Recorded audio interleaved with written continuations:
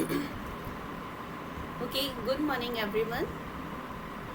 आज हम लोग जो बात कर रहे हैं तो थर्ड ईयर का यूनिट 3 है, थर्ड पेपर की, जिसमें कि हम लोग प्लांट पैथोलॉजी स्टडी करते हैं और एनवायरनमेंट स्टडी करते हैं। तो यूनिट 3 में उसका केवल प्लांट पैथोलॉजी वाला पोर्शन है। तो प्लांट पैथोलॉजी के जितने भी एजेंट्स हैं वो मोस्टली फंजाई, बैक्टीरिया, वायरसेस, ये सभी होते हैं। तो बच्चों, आप लोग देखते आए हैं, फर्स्ट ईयर से आप लोगों ने स्टडी किया है कि बहुत सारे जो ये पार्ट्स हैं जो डिजीज़ कॉज करते हैं, आखिर ये डिजीज़ क्यों कॉज करते हैं। तो मोस्ट ऑफ द टाइम क्या होता है कि दो तरीके की डिजीज़ होती हैं। एक तो डेफिशिएंसी बेस्ड डिजीज़ होती है और दूसरा किसी पैथोजन की प्रेजेंस की वजह से वहाँ पर कोई डिजीज़ हो जाती हैं। तो जो पैथोजन बेस्ड डिजीज़ हैं उसके जो एजेंट्स हैं वो मैं अभी आपको बता ही रही थी कि वो बैक्टीरिया, वायरस, फंजाई ये होते हैं। तो वो क्यों डिजीज़ कॉज करते हैं, इसका सबसे बड़ा कारण है कि दे आर हीटरोट्रॉफिक, मीन्स वो ऑटोट्रॉफिक नहीं है और वो अपना फूड खुद से सिंथेसाइज नहीं कर सकते। फूड खुद से सिंथेसाइज नहीं कर सकते हैं, इसलिए वो क्या करते हैं कि दूसरी लिविंग ऑर्गेनिज्म पर, दूसरे एनिमल्स पे या प्लांट्स के ऊपर जो है वो डिपेंड करते हैं अपने न्यूट्रिशन के लिए।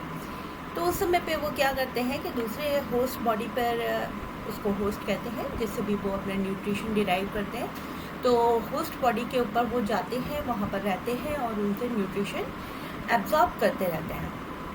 तो ये जो न्यूट्रिशन वो एब्जॉर्ब करते हैं, तो आप हम इस तरीके से समझ सकते हैं कि अगर दो फ्रेंड्स हैं और एक फ्रेंड अपना फूड नहीं है उसके पास और वो किसी दूसरे फ्रेंड से फूड शेयर कर रहा है, तो जो दूसरा फ्रेंड है उसके पास एक लिमिटेड फूड है जो उसने अपने लिए बनाया था, लेकिन क्या हुआ कि दूसरा एक आया और उसके ऊपर फीड करने लगा और उससे अपना न्यूट्रिशन डिराइव करने लगा।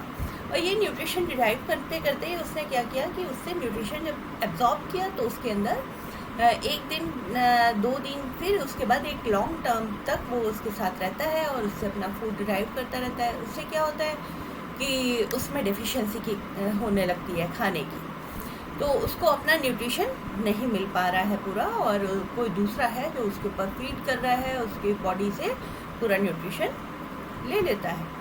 तो जो आकर रह रहा है वहाँ पे उसको पैथोजन कहते हैं, क्योंकि उसकी प्रेजेंस की वजह से वहाँ पर एक डिजीज़ कॉज होती है और जो न्यूट्रिशन प्रोवाइड करा रहा है वो होस्ट बॉडी कहलाता है। तो जो पैथोजन है यहाँ पर वो किसी भी तरीके से उसके ऊपर रह के एक्सटर्नली या इंटरनली उससे फूड डिराइव करता रहता है। तो जब ये फूड डिराइव कर रहा होता है तो यहाँ पर डिजीज़ हो रही होती हैं। अब ये जो फूड डिराइव करने वाली जो प्रोसेस है, इसके बाद हम कैसे पता करेंगे कि वो क्या है। तो देखिए, फंजाई का जब इन्फेक्शन होता है तो उसका अलग तरीके का सिम्टम होता है, जब बैक्टीरिया का इन्फेक्शन होता है तो अलग तरीके का सिम्टम होता है, और वायरसेस के इन्फेक्शन के बाद दूसरी तरह का सिम्टम होता है। तो इन सिम्टम्स को हम कैसे पहचानेंगे? तो सबसे पहले जो फंजाई के इन्फेक्शंस होते हैं, तो फंजाई जब भी इन्फेक्ट करता है तो वो उसकी बॉडी के ऊपर बहुत तरीके के स्पॉट्स उसमें बन जाते हैं। या तो ये ब्राउनिश ग्रे कलर के स्पॉट्स होते हैं, और या फिर जो है यहाँ पर वो एक लाइनिंग बनती है और उसके अंदर ऐश ग्रे टाइप का स्पॉट होता है। कभी कभी वो उसके मार्जिन से ही पूरा सूखता चला जाता है लीफ, जैसे कि हम लोग देखते हैं फाइटोप्थोरा इन्फेस्टेंस का जब इन्फेक्शन होता है तो जो लीफ होती है वो मार्जिन से ही ड्राई होनी शुरू हो जाती है, जिसको हम लेट ब्लाइट ऑफ पोटैटो कहते हैं।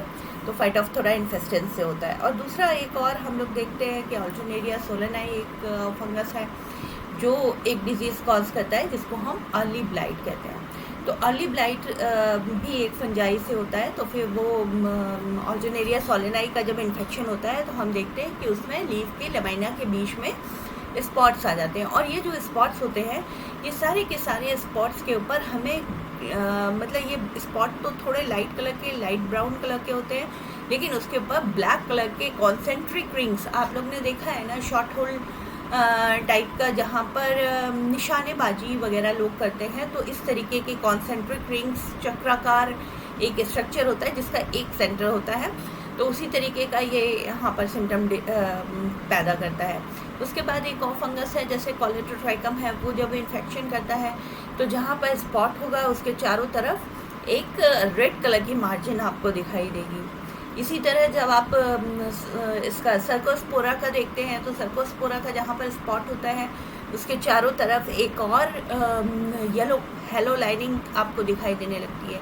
तो इस तरीके से ये जो फंगस जब मोस्टली इन्फेक्ट करते हैं तो ये बहुत ज़्यादा स्पॉट्स टाइप के सिम्टम्स डिराइव करते हैं। और इन स्पॉट्स टाइप के स्पॉट्स टाइप के जो सिम्टम्स हैं उनमें क्या होता है कि वहाँ पर वो सेल्स से जब न्यूट्रिशन एब्जॉर्ब कर रहा होता है तो वहाँ पर वो इन्फेक्शन के बाद उसको डेड कर देता है, तो वो धीरे धीरे ब्राउन हो जाता है, ब्लैक हो जाता है, या फिर उसके बाद झड़ जाता है, पेपरी मास हो जाता है। और इसके अलावा एक और है फंगस पिथियम, जो डायबैक डिजीज़ कॉज करता है। तो उसमें जो आगे से ही जहाँ पे टिप होती है, ये मोस्टली डैम्पिंग ऑफ सीडलिंग्स होता है तो पिथियम से। तो उसमें क्या होता है कि जहाँ पर या तो एकदम एपेक्स से जहाँ पर नई सीडलिंग निकल रही है तो उसके टिप से ही ये होने लगता है, या फिर टिप से थोड़ा सा पीछे लगभग 1 इंच पीछे ही वहाँ पर पूरा ड्राई हो जाता है, और ड्राई होने के बाद वो पूरा का पूरा सीडलिंग कोलैप्स कर जाता है और वहीं पर वो डेड हो जाता है। तो इसीलिए इसको कहते हैं डैम्पिंग ऑफ सीडलिंग्स। तो बच्चों, इस तरीके से ये बहुत सारे फंजाई से होने वाले डिजीज़ थे। वही जब हम वायरस से होने वाले डिजीज़ देखते हैं तो जो वायरस से इन्फेक्शंस होते हैं उसमें अधिकतर जो सबसे कॉमन सिम्टम है वो है मोज़ैक। तो मोज़ैक के बाद क्या होता है कि पूरे जो पत्ती है उसमें क्लोरोफिल का जो डिस्ट्रीब्यूशन है वो डिस्टर्ब हो जाता है। आप जानते हैं कि अगर वहाँ पर क्लोरोफिल नहीं होगा तो वहाँ पे फूड भी सिंथेसाइज होना कम हो जाएगा, यानी कि जब इसका वायरस का इन्फेक्शन होगा तो फिर धीरे धीरे उसका न्यूट्रिशन इस तरह भी कमी होती जाएगी। एक तरफ तो वो वायरस उस पर फीड कर रहा होता है और दूसरी तरफ उसकी रेट ऑफ फोटोसिंथेसिस भी कम हो जाती है। जब वायरस का इन्फेक्शन होता है या तो चितकबरी हो जाती है पूरी लीफ, उस पर कहीं येलो कहीं ग्रीन कलर के स्पॉट्स आपको दिखाई देते हैं। कभी कभी क्या होता है कि वेन बैंडिंग हो जाती है, यानी कि केवल वेन ग्रीन रह जाती है और बाकी पूरा का पूरा लीफ येलो हो जाती है। कभी वेन क्लियरिंग हो जाती है, वेन क्लियरिंग के समय पे क्या होगा, पूरी वेन क्लियर हो जाएंगी, यानी कि वो येलो हो जाएंगी और पूरी पत्ती ग्रीन रहेगी और वेन्स उसकी येलो आपको दिखाई दे रही होंगी। तो ये सारे जो सिम्टम्स हैं ये वायरल डिजीज़ के सिम्टम्स हैं।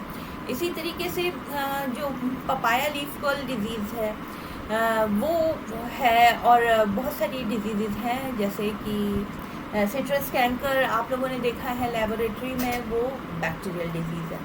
अब बैक्टीरियल डिजीज़ पे जब हम आते हैं तो बैक्टीरिया जब किसी भी लीफ को अटैक करता है, किसी भी प्लांट को अटैक करता है, तो क्या करता है कि वहाँ पर कुछ एक हाइपरट्रॉफी टाइप की हो जाती है, गांठ टाइप की बन जाती है। और ये जो गांठ बनती है वो पहले ग्रीनिश कलर की होती है, फिर लाइट ब्राउन येलोइश होती है, फिर लाइट ब्राउन होती है, फिर डार्क ब्राउन हो जाती है और बहुत ही पुराना इन्फेक्शन हो जाता है तो वो ब्लैक कलर की दिखाई देती है। इसको हम लोग सबसे पॉपुलरली नींबू के अंदर देखते हैं, जिसको कि हम लोग कहते हैं सिट्रस कैंकर।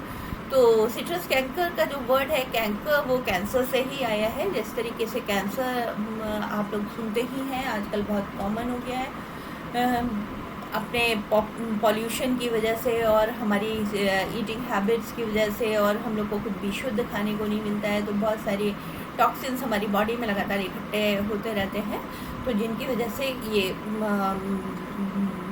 हमारी बॉडी वीक हो जाती है। और उसी तरीके से और फिर उसके बाद जब भी उसमें कुछ इन्फेक्शन होता है किसी वायरस का, तो वहाँ पर ग्रोथ जो है एबनॉर्मल हो जाती है और हाइपरट्रॉफी हो जाती है एंड हाइपरप्लाजिया हो जाती है। फिर उसके बाद जो है इसमें आप ये भी देखते हैं कई बार कि जो गांठ बनती है वो कैसे होती है, अनकंट्रोल रिपीटेड सेल डिवीज़न से। जिस तरीके से कैंसर में पहले ट्यूमर बनता है और देन उसके बाद वो जब ट्यूमर दो तरीके के हो सकते हैं, या तो वो मैलिग्नेंट हो सकते हैं या फिर सिंपल हो सकते हैं।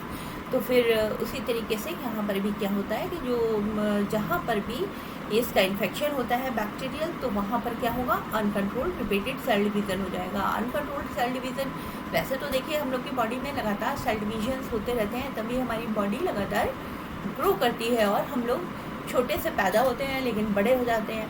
तो ये जो अनकंट्रोल्ड सेल डिवीजन है, इनकी वजह से क्या होता है कि उसका शेप डी शेप हो जाता है, वहाँ पर गांठ बन जाती है, वहाँ पर ट्यूमर हो जाते हैं, वहाँ पर रसौली टाइप की हो जाती है, वहाँ पर कुछ आउटग्रोथ जैसी दिखाई देने लगती है। तो सबसे पहला सिम्टम ये जो गांठ बनने का है, ये अनकंट्रोल रिपीटेड सेल डिवीज़न से होता है और वही सिट्रस कैंकर के अंदर भी होता है। जब भी कोई ये बैक्टीरिया होता है, ज़िंथोमोनास सेट्राई या फाइटोमोनास सेट्राई उसका नाम है, तो जब भी ये इन्फेक्शन करता है ये सिट्रस प्लांट को, तो फिर ये उसके स्टेम पर भी सिम्टम शो करता है, उसके फ्रूट पर भी और उसकी लीफ पर भी। तो जहाँ पर भी इसका इन्फेक्शन होता है वहाँ पर पहले एक आउटग्रोथ सी बनती है, यानी गांठ जैसी दिखाई देने लगती है, और वो गांठ जैसी फिर ग्रीन इन कलर होती है, फिर उसके बाद वो येलोइश कलर की हो जाती है, फिर then brownish and dark brown colour की हो जाती है। तो बच्चों इस तरीके से ये जो सिम्टम्स हैं उनके अकॉर्डिंग भी हम पहचान सकते हैं कि जो किसी भी प्लांट में डिजीज़ हो रही है, ये कौन सी डिज़ीज़ हो रही है, ये फंजाई से होने वाली डिज़ीज़ है, बैक्टीरिया से होने वाली डिज़ीज़ है या वायरस से होने वाली डिज़ीज़ है। तो इस तरीके से बच्चों हम लोग इसको पहचान सकते हैं कि ये किस टाइप की डिज़ीज़ है। ओके, आज के लिए इतना ही है, लेकिन मैं अपने नेक्स्ट लेक्चर में आपके लिए लेके आऊँगी कॉक्स पॉस्टुलेट्स। ये कॉक्स पॉस्टुलेट आखिर क्या होते हैं और इनसे कैसे हम लोग कैसे रिकॉग्नाइज कर सकते हैं कि कौन सी डिजीज़ वहाँ पर है, कौन सा पैथोजिन वहाँ पर है, वो पैथोजिन किस कैटेगरी में आता है, हम लोग ये भी उससे पहचान सकते हैं। तो यानी कि किसी भी प्लांट पे होने वाली डिजीज़ को देखकर हम कैसे ये आइडेंटिफाई करेंगे, कैसे उसको ऑथेंटिक वे में हम ये कह सकते हैं कि ये फंजाई से होने वाली डिजीज़ है या किसी और से। तो फिर उसके लिए हमें कॉक्स पॉस्टुलेट देखने पड़ेंगे और नेक्स्ट टर्न पे हम लोग बेटा कॉक्स पॉस्टुलेट ही पढ़ेंगे। Okay, bye, thank you.